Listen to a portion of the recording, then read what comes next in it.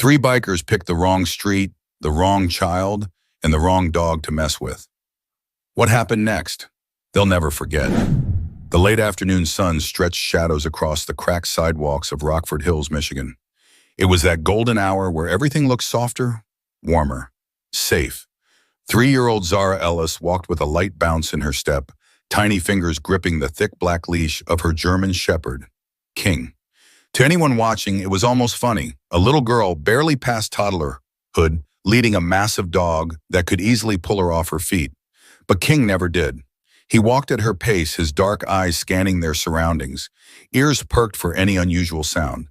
He wasn't just a pet, he was her guardian.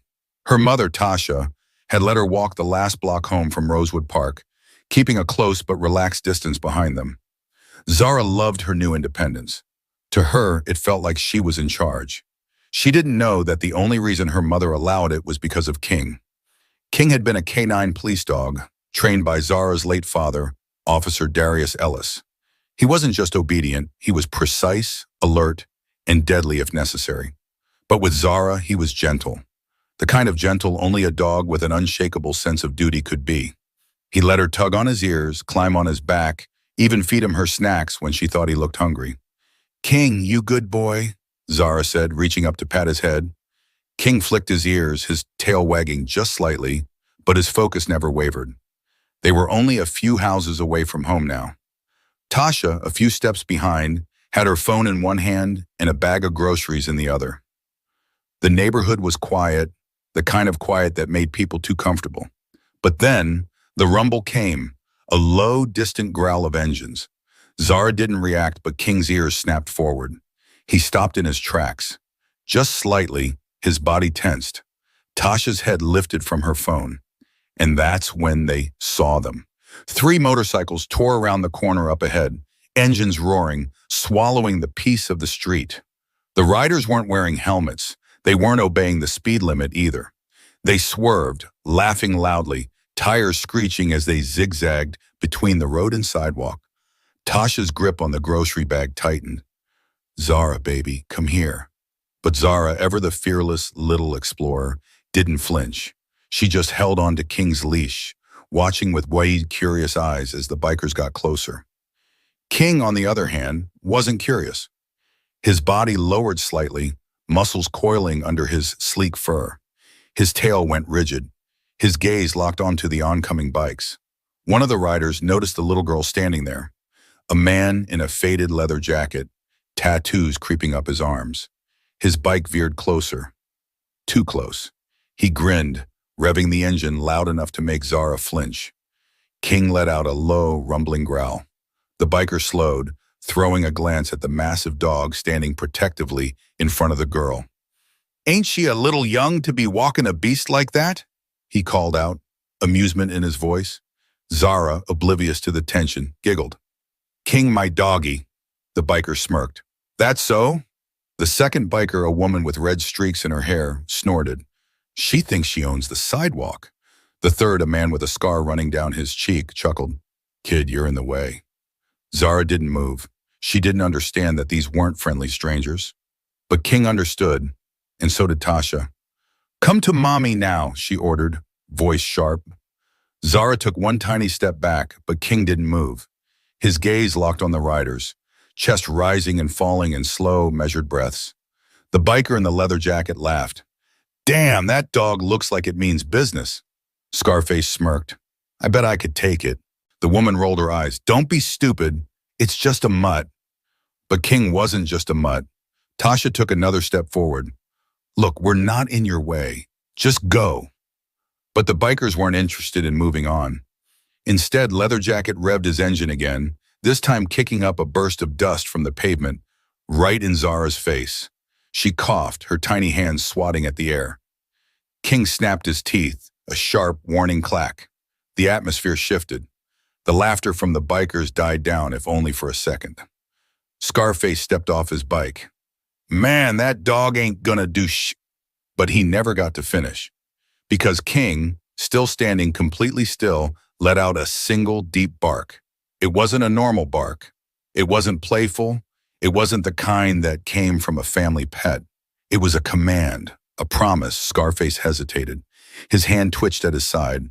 The other two bikers weren't laughing anymore. Tasha's voice cut through the air like a blade.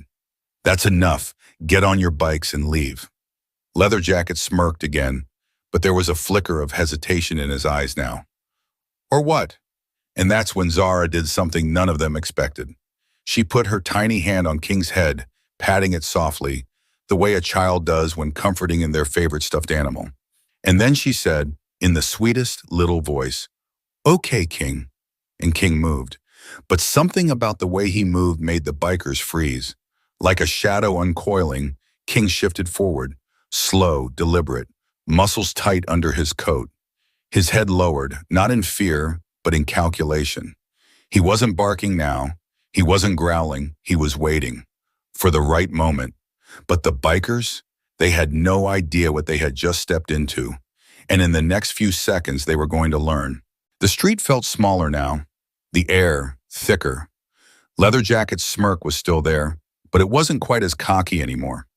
His hand flexed on the handlebar, fingers twitching like he was debating whether to stay or leave. Scarface was still standing on the pavement, eyes darting between King and the little girl holding his leash. And then there was Redstreak, the only one who seemed completely unfazed. She scoffed, stepping off her bike with an exaggerated roll of her shoulders. "Oh, come on, it's a dog. You two look like you just saw a ghost." Tasha took a step forward, jaw tight. "I don't know what you want, but I'm telling you one last time. Walk away." Scarface huffed a laugh, shaking at his head. "Lady, relax. We were just riding through. You're the one acting all paranoid." "Right," Leatherjacket added, finally regaining some of his earlier confidence. "Kids shouldn't be out here anyway. You don't see how dangerous this world is?" His eyes flicked down to Zara, who was still standing there, completely unaware of the tension in the air. King wasn't unaware. His tail was stiff, body still as stone. His eyes, locked onto Leatherjacket, were no longer just observing. They were calculating. And then Redstreak made a mistake. She reached forward, not aggressively, not even quickly, just casually, like she was about to pat Zara on the head, as if she were just some random kid on the street. It was a test, to see if King was all bark. But King wasn't bark. He was action. Snap. The sound ripped through the air like a whip. In a flash, King lunged, teeth stopping inches from Redstreak's wrist. He didn't bite, not yet. But his message was crystal clear. Redstreak yelped, stumbling back, eyes wide for the first time. "Jesus!" Scarface moved instinctively, stepping between her and King. "What the hell?" Leatherjacket's bike lurched as he swung his leg over and hopped off. "Lady, control your damn dog!" Tasha's voice was cold. "He is controlled." The street was silent now. No engines, no laughter, no cocky taunts, just breathing. Scarface clenched his jaw, shoulders tense. His hand twitched near his pocket, where a knife handle peeked out. King saw it. King knew. And so did Tasha. She held out her free hand, palm open, her voice lower now. "Don't." Scarface hesitated. Leatherjacket was watching King now, like he was finally seeing him for what he really was. Not just a dog, not even just a trained dog. Something else. Something deadly. But Redstreak? She was angry, embarrassed. She shoved Scarface's shoulder. "You gonna let a dog try to bite me?" Scarface exhaled through his nose. "He didn't bite you." "That's not the point." Leatherjacket sighed loudly, shaking his head. "Man, this is dumb. Let's just go." But he wasn't really looking at them when he said it. He was looking at King, because King wasn't backing down. Not until they left. Scarface, still stiff, stepping back toward his bike, reaching for the handlebar. Redstreak hesitated, muttering under her breath, but followed. Tasha exhaled slowly, her fingers still curled into her palm. Zara, oblivious, yawned, rubbing one eye. It was over. Almost. Then Leatherjacket, the idiot, made the biggest mistake of the night. As he swung his leg over his bike, he glanced back at Zara and grinned. "Nice dog. Hope he doesn't end up on the wrong end of a shotgun one day." Tasha's stomach dropped. King's body snapped forward like a trigger had been pulled. Scarface cursed, grabbing his throttle. Redstreak's eyes widened, And before Leather Jacket could even process his mistake, King was already moving. The world moved slow, like everything was caught in thick syrup except for King. King moved fast. In the span of a heartbeat, he launched forward, his muscles propelling him off the ground like a missile. His paws barely touched the pavement as he closed the distance between him and Leather Jacket. Leather Jacket barely had time to react. Whoa! He threw his hands up, but it didn't matter. King's teeth clamped down on his sleeve, jerking him clean off his bike before the engine could even roar to life. He hit the ground hard, a grunt of pain escaping him as he rolled onto his back, staring up at the nightmare of muscle and fur now standing over him. And for the first time since they'd pulled onto this street, he looked scared. Yo, chill, he gasped, arm pinned beneath King's massive weight. His voice wasn't cocky anymore. It was shaky, breathless. Call off your dog, lady. Tasha didn't move, didn't speak, because this wasn't her call. Scarface's bike revved, but he didn't move either. His face was tight, fingers twitching on the throttle, eyes locked on the trained predator, hovering over his friend. Red Streak froze, her hand outstretched like she wanted to help but didn't dare get closer. And Zara just watched, her little hand resting on King's leash, like she already knew he wouldn't let go until she said so. King's growl rumbled deep in his chest, his hot breath fanning against Leather Jacket's face. His teeth never pressed into skin, but the warning was loud and clear. Move and you will regret it. Leather Jacket swallowed. His arm was completely trapped. He couldn't reach for anything, not a knife, not a gun, not even his friends. For the first time, he was completely powerless. Okay, he rasped. We're done, all right? Tasha finally spoke, voice steady as steel. Say it again. Leather Jacket exhaled sharply. I said we're done. King didn't move, didn't loosen his grip. He was waiting. Leather Jacket's breathing turned ragged. Yo, kid, he wheezed, shifting his gaze to Zara. Little one, call off your dog. Zara tilted her head, thinking. Then she smiled. Okay, King. Instantly, King released his hold. Leather Jacket scrambled back, dragging himself across the pavement like a man who had just escaped death. King didn't chase him. He just sat back down next to Zara, calm as ever, his tail flicking lazily behind him like nothing had happened, like he hadn't just flipped the entire power dynamic on its head. Leather Jacket shook his arm, staring at the clean sleeve of his jacket. No rips, no blood, no injuries, just fear. Scarface jerked his chin at him. Let's go, man. Leather Jacket hesitated, but one look at King was enough to make him stumble back toward his bike. Red Streak climbed onto hers without a word, her hands shaking as she twisted the throttle. Leather Jacket threw one last look at Zara, then at King. Then, without another word, the three bikers sped off down the street, tires screeching against the pavement. Tasha watched them disappear, her arms still stiff at her sides. It wasn't until their engines faded into the distance that she finally allowed herself to breathe. She crouched down, hands on Zara's tiny shoulders. Baby, you okay? Zara nodded, completely unfazed. King's a good boy. Tasha let out a breathless laugh, pressing a kiss to her daughter's forehead. Yeah, baby, he is. But just as she exhaled, sirens. From the distance, red and blue lights cut through the evening sky. Tasha turned toward the street corner, heart hammering. The police were on their way. The sirens got louder, slicing through the night air like a blade. Tasha instinctively tightened her grip on Zara's shoulders, heart racing. She had called the cops the moment she saw the bikers pull their little stunt. But now that they were here, now that they were too late to stop what had already happened, she wasn't sure what to expect. A patrol car swung around the corner, tires humming against the pavement before it rolled to a stop in front of them. King stood up. Not aggressively, not even tensely, just ready. The front door swung open and a familiar figure stepped out. Officer Miguel Ramirez. Tasha exhaled. Thank God. Ramirez had known Darius, her late husband, back when they were both in uniform. He had also been there the day they buried him. If there was anyone she trusted to handle this, it was him. He took one look at the street, the scattered skid marks, the tension still thick in the air, and then at King. His expression didn't change. The only thing he said was, "Who do I need to arrest?" Tasha let out a shaky breath. "They're gone," Ramirez nodded, pulling out a small notebook. "How many?" "3. Names?" "No idea." He turned toward Zara, crouching down so he was eye level with her. "Hey there, Princessa. You doing okay?" Zara nodded. "King's a good boy." Ramirez smirked. "I bet he is." King didn't move, but his ears twitched slightly at the sound of Ramirez's voice, a voice he recognized. The officer turned back to Tasha. "You get a plate number?" "No, but I got a good look at them. One of them, tall, skinny, leather jacket, tattoos. The other had a scar on his cheek." Ramirez's expression shifted. "Scar on the cheek?" Tasha nodded. "Yeah, why?" Ramirez exchanged a glance with his partner, Officer Dana Fields, who had just stepped out of the passenger seat.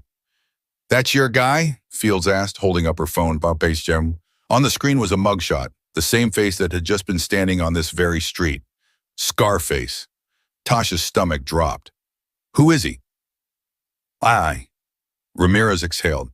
"Marlon Decker, wanted in connection with a string of assaults and thefts. We've been trying to pin something on him for weeks, but he's been slipping through the cracks. If he was here harassing you—" "He wasn't just harassing," Tasha cut in. "He was about to pull a knife." Ramirez stiffened. Fields' hand immediately went to her radio.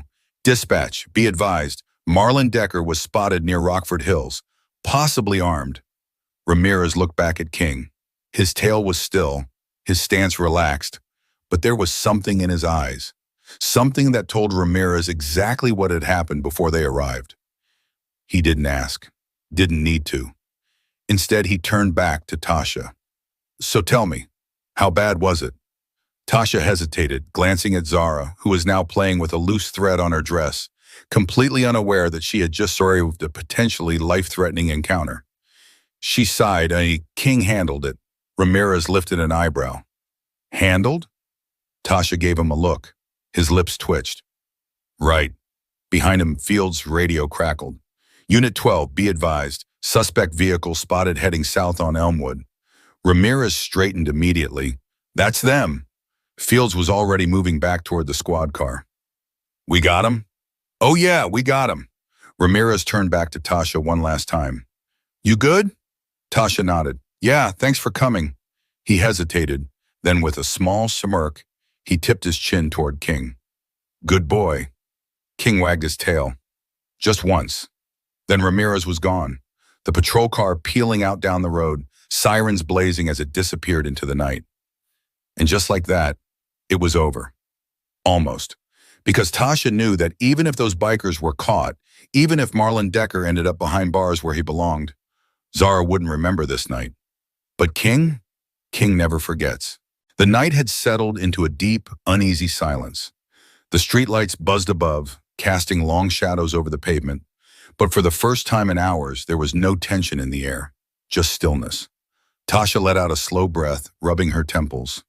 Zara, completely unaffected by everything that had just happened, had started humming to herself, swinging King's leash back and forth like nothing had changed. But something had changed, for Tasha, for King, for those bikers who thought they ran this town. She glanced down at King, who was still watching the road where the patrol car had disappeared, his ears twitching slightly, as if he were still processing what had just happened. "You all right, big guy?" she asked softly. King flicked an ear, then turned to her. He blinked once, slow, deliberate, before settling into a relaxed stance. Tasha knew that look. He wasn't tense anymore, but he wasn't forgetting. Not tonight, not ever. She sighed, reaching down to pat his head. "You saved her." King licked his lips, then leaned slightly into her touch. Zara giggled, completely oblivious to the weight of her mother's words. "Mommy, King's my hero." Tasha let out a small laugh, brushing Zara's curls back from her face. "Yeah, baby, he is." But just as she said it, her phone buzzed in her pocket. Frowning, she pulled it out and glanced at the screen. Unknown number. She almost ignored it, but something in her gut told her to answer. She swiped to accept. "Hello?" A voice, a deep, unfamiliar male voice, came through the line. "You're lucky that dog was there." Tasha's stomach dropped. Her grip on the phone tightened. Who is this? A short chuckle, low, mocking. You don't need to know that. Just know we don't forget things like this. The line went dead. Tasha stood frozen, phone still pressed to her ear. King must have sensed it. The shift in her breathing, the stiffening of her shoulders, because he let out a low, barely audible growl. Zara didn't notice. She was too busy twirling in circles, giggling as she made King's leash swing. Tasha's heart thumped against her ribs. They weren't done. Even with the police on their tail, even with King making them run like scared little boys, they weren't going to let this go. Tasha took a slow breath. Then she crouched down, placing both hands on Zara's tiny shoulders, forcing her daughter to look her in the eyes. Baby, listen to me, she said softly but firmly. From now on, you don't go anywhere without me. You understand? Zara blinked. Not even the park? Not even the park, she pouted. But I like the swings. Tasha swallowed hard, keeping her voice calm.